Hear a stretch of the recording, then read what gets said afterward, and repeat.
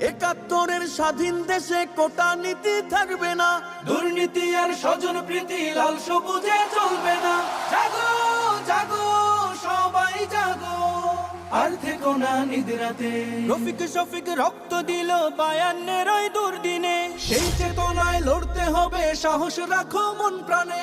রফিক শফিক রক্ত দিল 52 ওই দুর্দিনে, সেই চেতনায় লড়তে হবে, সাহস রাখো মন প্রাণে।